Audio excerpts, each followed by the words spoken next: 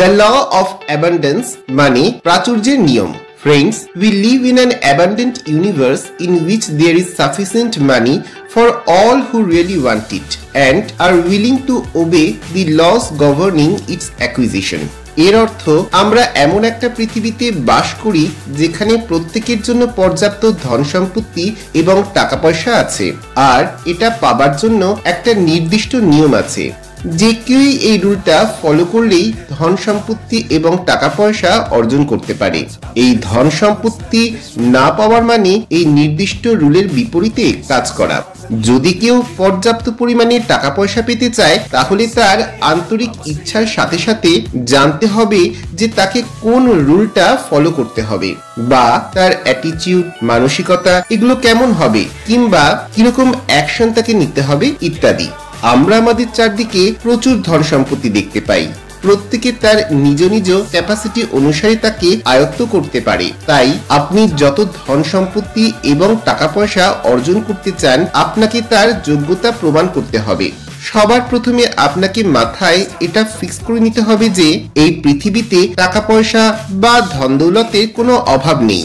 এই বিশ্বাসটা আপনার মনে গেঁথে নিন। আপনি যদি ভাবেন যে আপনার কপালে ধন সম্পত্তি নেই বা আপনার ভাগ্যটাই খারাপ, তাহলে আপনি কোনোদিনই সম্পদশালী হতে পারবেন না। কাজেই এই মেন্টাল লিমিটেশন থেকে আপনার সবার প্রথমে বেরিয়ে আসতে হবে। একটা খুব কঠিন অথচ সত্যি কথা হলো, নানা ধরনের অজুহাত ও গড়িমসি আমাদের সর্বনাশের কারণ। এটা লং টার্মে খুবই ক্ষতিকারক হয়ে থাকে। আমরা সকলেই কম্পাউন্ড ইন্টারেস্টের কথা জানি। এটা টাকাকে বহুগুণে বাড়িয়ে দেয়। টাকার মতো প্রত্যেকটা হ্যাবিটেরও কম্পাউন্ডিং এফেক্ট হয়ে থাকে। অজুহাত বা গড়িমসির কম্পাউন্ডিং এফেক্টটা মানুষের জীবনে যে বিপুল ক্ষতি করে তা কোনোদিনও পূরণ হয় না। তো আপনি যদি ফিনান্সিয়াল সাকসেস প্রথমে অ্যাচিভ করতে চান এবং গড়িমসি থেকে বেরিয়ে আসতে না পারেন, তবে আপনি সেই রুলের এগেইনস্টে কাজ করে চলেছেন, যেটা নাকি সকলকে সম্পদশালী করে তোলে। এর অর্থ making excuses make you poor.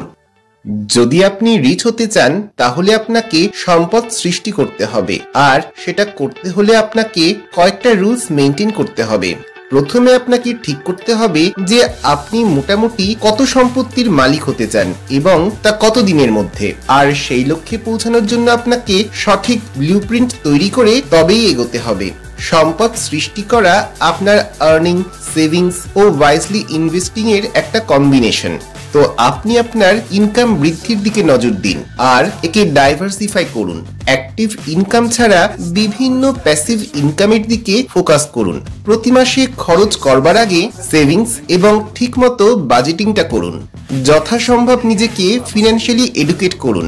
মনে রাখবেন, পৃথিবীর বিখ্যাত ধনী ব্যক্তিরা ধনী হওয়ার আগে এই বিষয়ে প্রচুর পড়াশোনা করেছেন এবং এখনো করেন। আপনি যত জানবেন ততই শিখবেন ও তার নিজের জীবনে ইমপ্লিমেন্ট করবেন।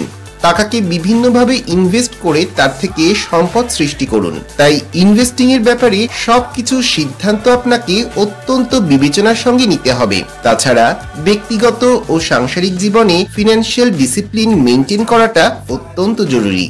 জেনে রাখুন, অকারণে লাক্সারি জিনিস কেনা মানে লায়াবিলিটি ক্রয় করা। ধনী হওয়ার পথে যা কিনা অন্তরায়। তাই আগে অ্যাসেট তৈরি করুন, তার থেকে আপনি ইনকাম জেনারেট করুন।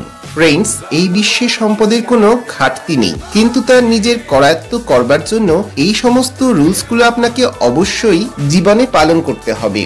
ওয়ান অ্যান্ড অনলি এর ধারাবাহিকতা, আপনার ধৈর্য এবং সঠিক সময়ে সঠিক সিদ্ধান্ত গ্রহণ আপনাকে সম্পদশালী করে তুলতে পারে। আজ এই পর্যন্তই। আমার ভিডিওটিকে যদি আপনাদের ইনফরমেটিভ মনে হয়ে থাকে, চ্যানেলটিকে অবশ্যই সাবস্ক্রাইব করে পাশের বেল আইকন প্রেস করে রাখবেন for further notifications. Thanks for watching.